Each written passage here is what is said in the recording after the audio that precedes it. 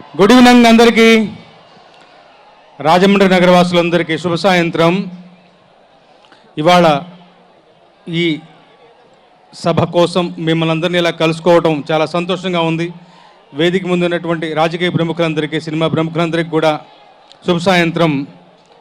నా సంతోషం, first things first, రాష్ట్ర ఉప ముఖ్యమంత్రిగా ఆయన పదవి స్వీకారం చేసిన తర్వాత మొదటిసారిగా వాళ్ళ పవన్ కళ్యాణ్ గారిని ఇక్కడ కలుసుకోబోతున్నాను. సంతోషంగా అనిపిస్తుంది నాకు. ఎప్పుడెప్పుడు కలుసుకుంటాను అంత ఉత్సాహంగా ఉన్నాను.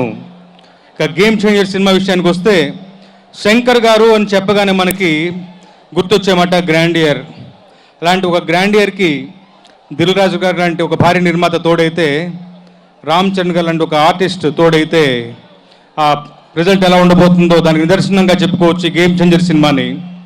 మొదటిసారిగా శంకర్ గారు తమిళంలో సమకాలీన దర్శకులు కార్తిక్ సుబ్బరాజ్ గారి నుంచి కథ తీసుకున్నప్పుడే తెలిసింది మనకి ఇది ఎంత బలమైనటువంటి కథో. జనరల్గా ఆయన సినిమాలో ఒక సోషల్ మెసేజ్ ఉంటుంది. ఆ మెసేజ్ ఈ సినిమాలో కూడా బలంగా ఉండబోతోంది. డిఫరెంట్ క్యారెక్టరేషన్ ఉంది, 2 షేడ్స్ ఉన్నాయి. ఫ్లాష్ బ్యాక్ ఎపిసోడ్ చాలా భద్రంగా దాచిపెట్టి ఉంచుతున్నారు, చాలా మళ్ళీ ఉత్సాహం రేకెత్తేలాగా.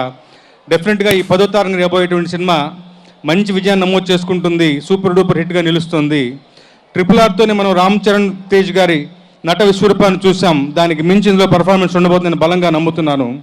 ఇక మా డిపార్ట్మెంట్ మ్యూజిక్, తమ్ముడు తమన్ 3 సంవత్సరాలుగా నిర్విరామంగా శ్రమించాడు. నేను ప్రత్యక్ష సాక్షి.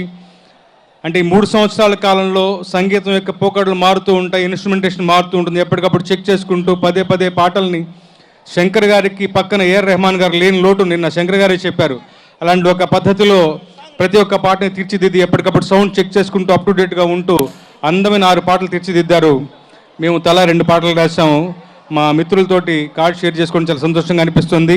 విడుదలైన పాటలన్నీ కూడా గొప్పగా విజయాన్ని నమోదు చేసుకున్నాయి. నానా హైరానా ధూప్ ఈ 2 నేను రాశాను.